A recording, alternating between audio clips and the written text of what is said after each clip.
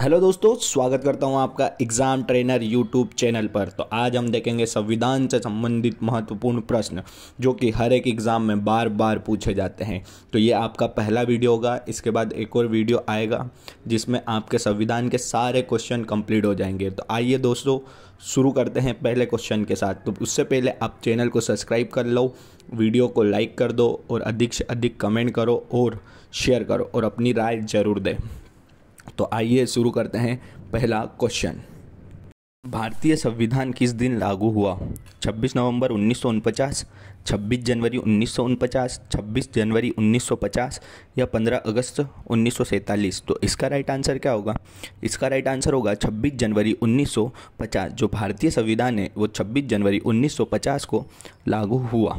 अगला क्वेश्चन है, संविधान सभा के सदस्यों को निम्न में से किसके प्रत्यक्ष रूप से निर्वाचित किया जाता है? प्रांतों की विधानसभा, संघीय व्यवस्थापिका, दोनों या इनमें से कोई नहीं। तो इसका राइट आंसर क्या होगा? प्रांतों की विधानसभा। प्रांतों की विधानसभा के प्रत्यक्ष रूप से निर्वाचित किया जाता है, ठीक है, संविधान सभा के सदस्यों को। अगला है, संविधान सभा की स्थापना कब हुई? 10 जून 1946, 9 दिसंबर 1946, 26 नवंबर 1946 या 26 दिसंबर 1946। तो इसका राइट आंसर होगा 9 दिसंबर 1946। 9 दिसंबर 1946 को संविधान सभा की स्थापना हुई। अगला क्वेश्चन है, संविधान के सभा के उद्घाटन अधिवेशन की अध्यक्षता किसने की? पंडित जवाहरलाल नेहरू, BR अम्बेडकर, सच्चिदानंद सिन्हा या राजेंद्र प्रसाद। तो इसका राइट आंसर होगा सी, सच्चिदानंद सिन्हा, ठीक है। संविधान सभा के उद्घाटन अधिवेशन की अध्यक्षता सच्चिदानंद सिन्हा ने की। अगला है, भारतीय संविधान सभा की प्रारूप समिति के अध्यक्ष थे BR अम्बेडकर, JB कृपलानी, जवाहरलाल नेहरू या BN राव। तो इसका राइट आंसर होगा BR अम्बेडकर। जो भारतीय संविधान सभा की प्रारूप समिति के अध्यक्ष BR अम्बेडकर जी थे। अगला क्वेश्चन है, संविधान सभा का संवैधानिक सलाहकार किसे नियुक्त किया गया?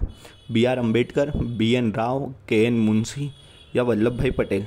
तो इसका राइट आंसर है BN राव। संविधान सभा के संवैधानिक सलाहकार BN राव को नियुक्त किया गया। अगला क्वेश्चन है, संविधान सभा के उद्देश्य प्रस्ताव किसने प्रस्तुत किए? सच्चिदानंद सिन्हा, वल्लभ भाई पटेल, राजेंद्र प्रसाद या जवाहरलाल नेहरू।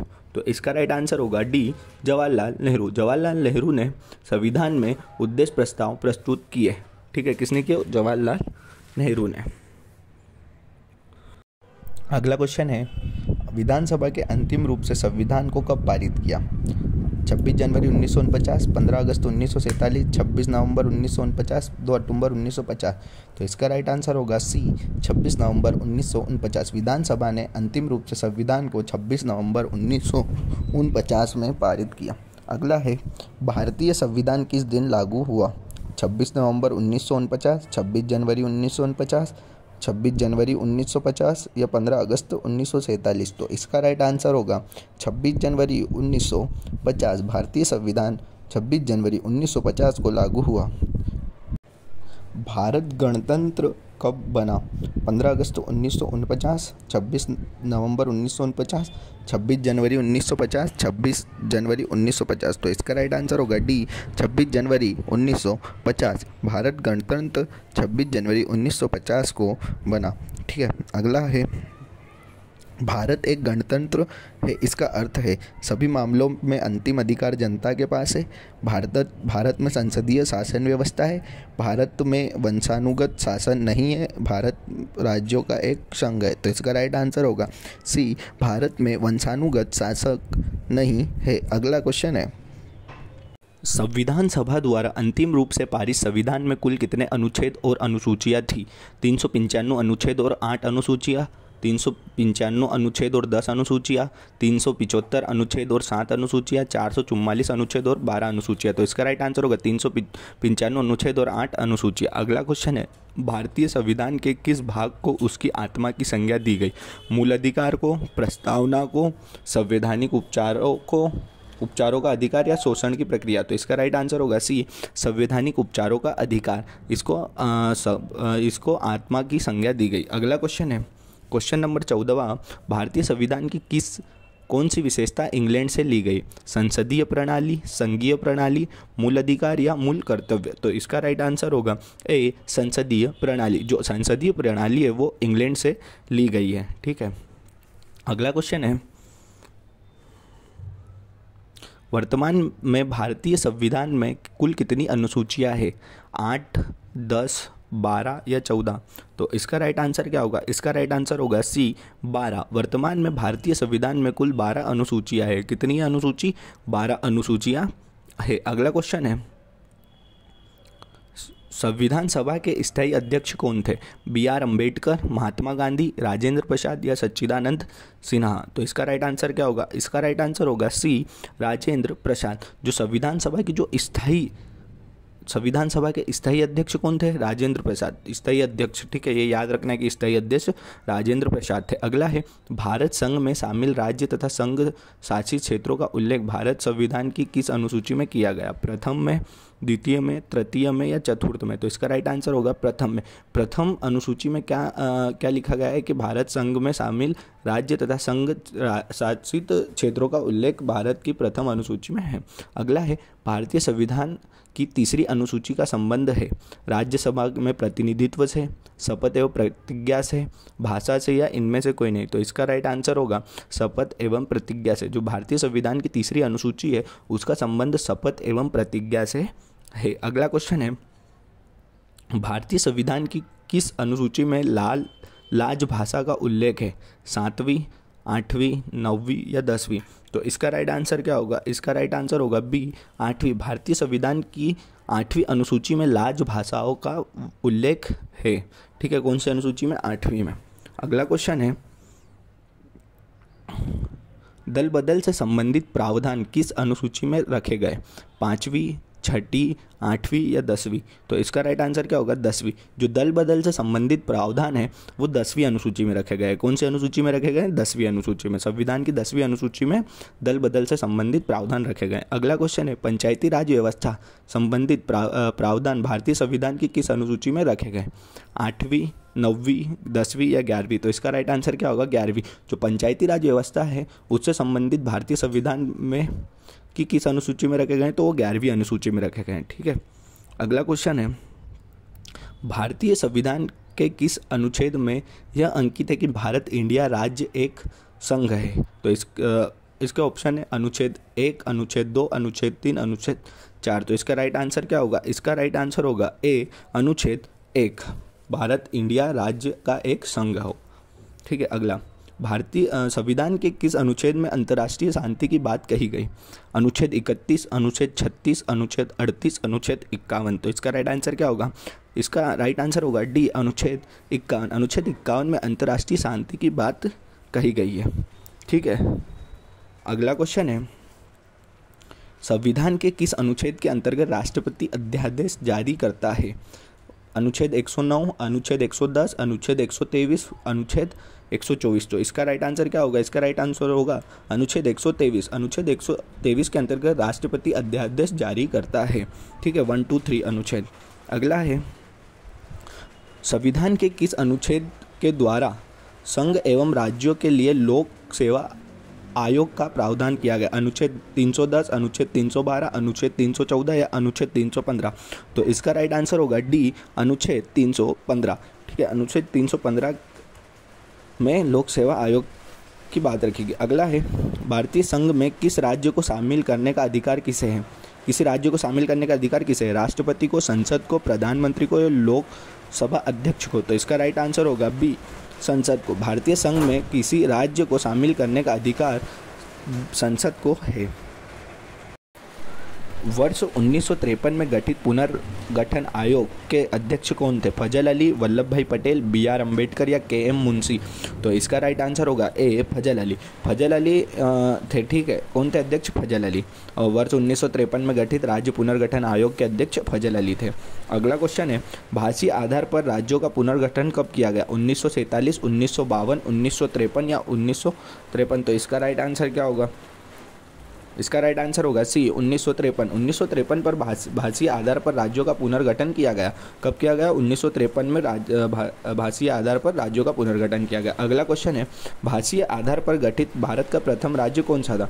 तो हरियाणा, केरल, तमिलनाडु या आंध्र प्रदेश। तो इसका राइट आंसर क्या होगा? इसका राइट आंसर होगा डी, आंध्र प्रदेश। ठीक है, भाषीय आधार पर गठित भारत का प्रथम राज्य तमिलनाडु है। ठीक है, कौन सा है? तमिलनाडु। तमिलनाडु को प्रथम राज्य जो भाषीय आधार पर गठित किया गया था। अगला है, पांडुचेरी को किस और भारतीय संघ में शामिल किया गया? किस वर्ष? ठीक है, तो इसके ऑप्शन है 1956, 1959, 1955, 1958। तो इसका राइट आंसर होगा 1959 बी। ठीक है, इसका राइट आंसर क्या होगा? 1959 बी। अगला क्वेश्चन है, भारतीय संविधान में कौन सी नागरिकता की प्रधानता है? एकल नागरिकता की, दोहरी नागरिकता की, दोनों की, या इनमें से कोई नहीं? तो इसका राइट आंसर क्या होगा? इसका राइट आंसर होगा एकल नागरिकता। ठीक है, कैसी नागरिकता? एकल नागरिकता, मतलब भारतीय संविधान में एकल नागरिकता की प्रधानता है। ठीक है, बढ़ते हैं अगले क्वेश्चन की ओर। और अगला क्वेश्चन ये रहा आपकी स्क्रीन पर। अगला क्वेश्चन है 32वां, भारत की नागरिकता किस प्रकार प्राप्त की जाती है? जन्म से, वंशानुक्रम से, देशीयकरण से, या ये सभी से? तो इसका राइट आंसर है डी, सभी से। जो भारत की नागरिकता है वो जन्म से भी, वंशानुक्रम से भी और देशीयकरण सबसे प्राप्त की जाती है। भारतीय नागरिकता का अंत किस प्रकार किया जाता है? नागरिकता का परित्याग करके, सरकार द्वारा नागरिकता छीनने से, अन्य देश की नागरिकता ग्रहण करने से, या उपरोक्त सभी? तो इसका राइट आंसर होगा डी, उपरोक्त सभी। जो भारत की नागरिकता का अंत नागरिकता का परित्याग करने से भी होता है, सरकार द्वारा नागरिकता छीनने से भी होता है और अन्य देश की नागरिकता ग्रहण करने से भी होता है। अगला क्वेश्चन है, निम्न में से कौन सी शर्त भारत की नागरिकता प्राप्त करने के लिए नहीं है?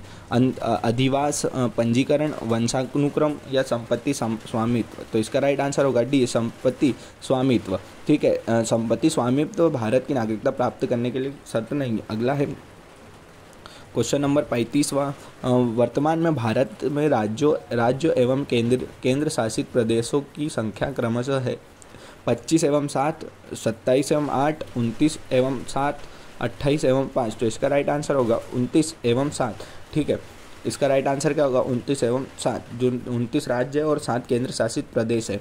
अगला क्वेश्चन है, भारत संविधान में नागरिकों के मूल अधिकारों का वर्णन है? अनुच्छेद 12 से 35 में, अनुच्छेद 13 से 36 में, अनुच्छेद 15 से 39 में, अनुच्छेद 16 से 40 में। तो इसका राइट आंसर होगा ए, अनुच्छेद 12 से 35 में। अनुच्छेद 12 से 35 में भारतीय संविधान में नागरिकों के मूल अधिकारों का वर्णन किया गया है। अगला क्वेश्चन है क्वेश्चन नंबर 37वां, वर्तमान में भारतीय नागरिकों को कितने मूल अधिकार प्राप्त है? 5, 6, 7 या 8? तो इसका राइट आंसर क्या होगा? इसका राइट आंसर होगा 6। वर्तमान में भारत के नागरिकों को 6 मूल अधिकार प्राप्त है। ठीक है, बढ़ते हैं अगले क्वेश्चन की ओर। अगला क्वेश्चन है, मूल अधिकारों को प्रतीत कराने की शक्ति किससे प्राप्त होती है? संसद को, राष्ट्रपति को, उच्च एवं उच्चतम न्यायालय को, या सिर्फ उच्चतम न्यायालय को? तो इसका राइट आंसर होगा सी, उच्च एवं उच्चतम न्यायालय को। ठीक है, किसको होती है? उच्च एवं उच्चतम न्यायालय को। बढ़ते हैं अगले क्वेश्चन की ओर। अगला क्वेश्चन है, प्रेस की स्वतंत्रता का अधिकार निहित है अनुच्छेद 19(1) में, अनुच्छेद 19(2) में, अनुच्छेद 21(1) में, या अनुच्छेद 24(2) में? तो इसका राइट आंसर है अनुच्छेद 19(1) में। जो प्रेस की स्वतंत्रता का अधिकार निहित है वो किसमें? अनुच्छेद 19(1) में। ठीक है, किसमें? अनुच्छेद 19(1) में। बढ़ते हैं अगले क्वेश्चन की ओर।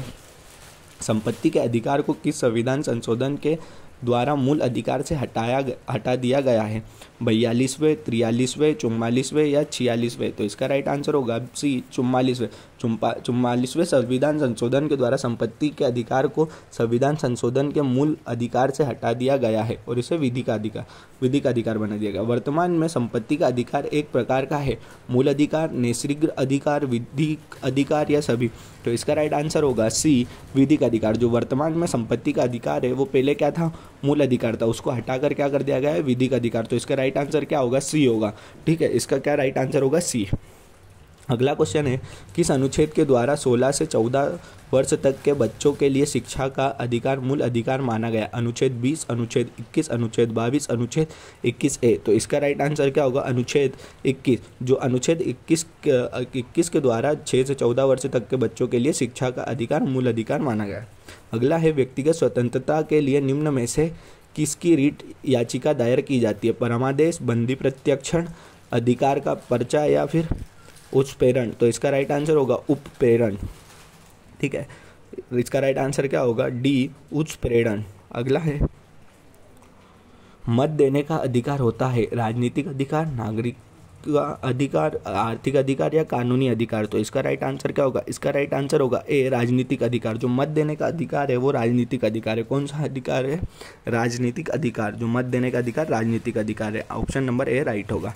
अगला क्वेश्चन है, भारतीय संविधान के किस अनुच्छेद में राज्य के नीति निर्देशक तत्वों का उल्लेख है? अनुच्छेद 33 से 46, अनुच्छेद 34 से 48, अनुच्छेद 36 से 51 या अनुच्छेद 34 से 52, तो इसका राइट आंसर है सी, अनुच्छेद 36 से 51। ठीक है, भारतीय संविधान के 36 से 51 में नीति निर्देशक तत्व का उल्लेख है। अगला है, विधान की कल्याणकारी राज्य की अवधारणा किससे निहित है?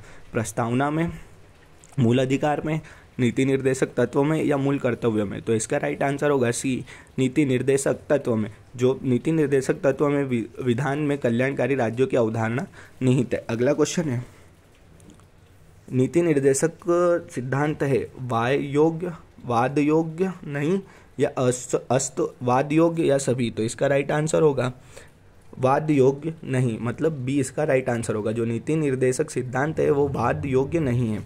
बढ़ते हैं अगले क्वेश्चन की ओर। अगला क्वेश्चन है 48वां, भारतीय नागरिकों के लिए एक समान सिविल संहिता का उल्लेख किसके अनुच्छेद में है? अनुच्छेद 40 में, अनुच्छेद 42 में, अनुच्छेद 43 में, अनुच्छेद 44 में, तो इसका राइट आंसर है अनुच्छेद 44। अनुच्छेद 44 में भारतीय नागरिकों के लिए एक समान सिविल संहिता का उल्लेख है। भारत के किस राज्य में समान नागरिकता संहिता लागू है? हरियाणा में, बिहार में, गोवा में या कर्नाटक में, तो इसका राइट आंसर क्या होगा? इसका राइट आंसर होगा गोवा।